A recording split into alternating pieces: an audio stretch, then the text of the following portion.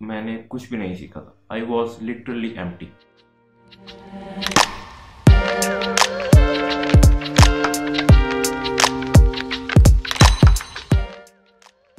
ये दिन था 25 जून 2019, माई लास्ट सेमेस्टर। और उस सेमेस्टर पे यस सर नो सर का लेवल अपने एक अलग ही लेवल पर होता है, क्योंकि उस टाइम एक स्टेज ऐसी होती है, एक हमारा लेवल ऐसा होता है कि हमारी उस स्टेज के बाद फ्यूचर डिसाइड होना है, हमारी पर्सनैलिटी बननी है। और वो स्टेज था FYP, final year project. Final year project कैसे क्लियर किया, किस तरह पास आउट हुए, ये एक अलग इशू है, इस पर मैं बात नहीं कर रहा। फाइनल ईयर प्रोजेक्ट हो गया, ग्रेड्स लग गए, फाइनल ट्रांसक्रिप्ट इशू हो गई, पास आउट हो गए, अब ख़त्म। अब सवाल ये था कि यूनिवर्सिटी के 4 साल गुजर गए हैं और माजिद साहिब आपको आता क्या है? मतलब आपने ऐसा क्या स्किल सीखा है जिस पे आप इंडिपेंडेंटली अपने लिए काम कर सको? 4 सालों में ऐसा क्या सीखा है? मैंने कुछ भी नहीं सीखा था। I was literally empty.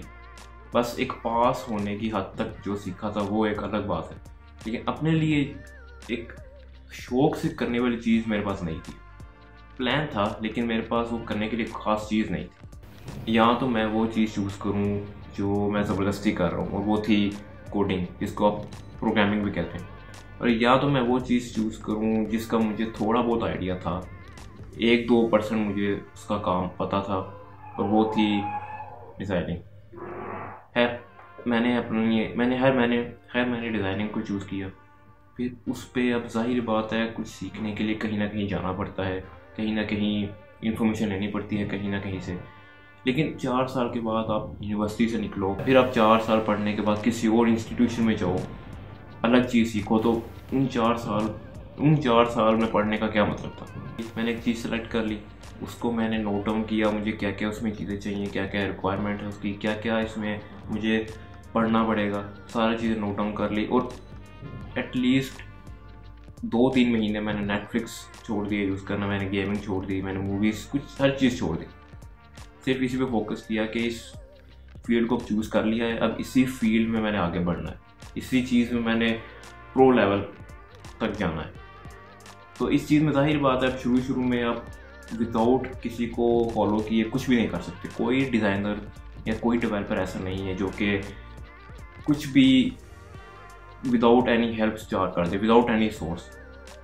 Like start as a copy cat and end as a master, ये होना चाहिए।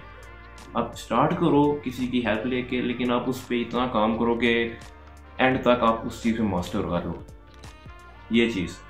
और इस चीज़ में मैंने काम कर लिया, और इस चीज़ का, और अभी इस चीज़ पे काम कर रहा हूँ। 2-3% चीज़ तो अब नहीं रही, क्योंकि काफ़ी ज़्यादा बढ़ गई है। इसमें जितना आप सीखोगे उतना ही आपके लिए कम है, तो बेहतर है कि इसमें आप मैक्सिमम से सीखो।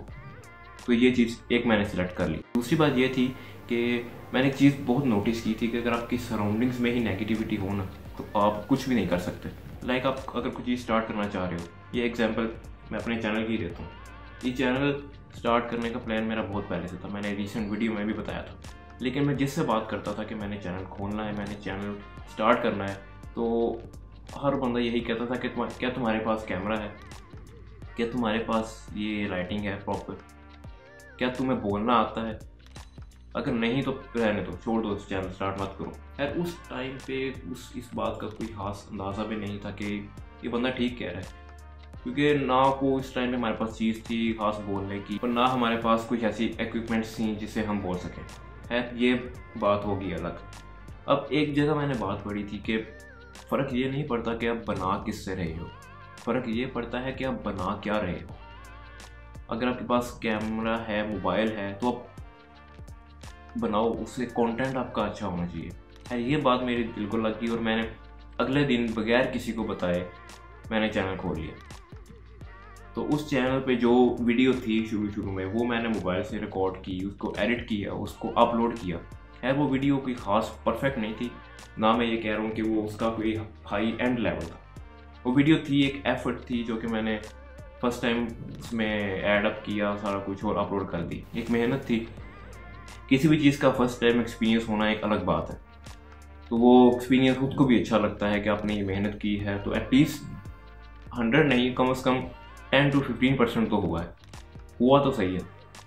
तो ये बात थी कि अगर आपने चैनल बनाना है तो आप किसी को, अगर आपने चैनल बनाना है या आपने कोई भी कुछ डिसाइड किया हुआ है अपनी लाइफ में कि आप ये करोगे, तो कभी भी किसी से इतना मत शेयर करो कि आप डीमोटिवेट होना स्टार्ट हो जाए। कुछ लोगों तक रखो, कुछ लोगों को बताओ कि मैं ये करना चाहता हूँ, तो मुझे इसके लिए कुछ सजेशन दो, कुछ प्लस पॉइंट्स बताओ। अगर आपके पास नेगेटिविटी नहीं है और अगर आपके पास ये बंदे नहीं हैं कि तुम नहीं कर सकते, तो आप कभी भी नहीं कर सकोगे। उन बंदों को इग्नोर करो, उनको साइड पे रखो और अपने मकसद पे फोकस करो और आप ज़रूर एक ना एक दिन कामयाब होगे। आपका कंटेंट ऐसा बनेगा कि पब्लिक एक ना एक दिन आपके पास आएगी। खुद का इमेज आप ऐसा बनाओ कि आप पब्लिक को सर्च मत करो, पब्लिक आपको सर्च करे।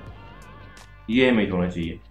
तो कहने का मकसद ये है कि अगर आप शुरू से ही एक चीज़ पकड़ लेते हो अपनी, जिस पे आपको शौक है, जिस पे आप काम करना चाहते हो, तो उस चीज़ को छोड़ो मत। किसी भी लेवल पर जाके उस चीज़ को पकड़ो और उस चीज़ में जीते हो जाओ, उसी चीज़ में मास्टर्स करो, उसी चीज़ में प्रोफेशनल लेवल तक चले जाओ। फिर आपको एक डायरेक्शन नज़र आने लग जाएगी। अपनी लाइफ को इतना कंफ्यूज करने की ज़रूरत नहीं है कि मैंने ये भी करना है, मैंने वो भी करना है, मैंने साथ साथ ये भी काम करना है।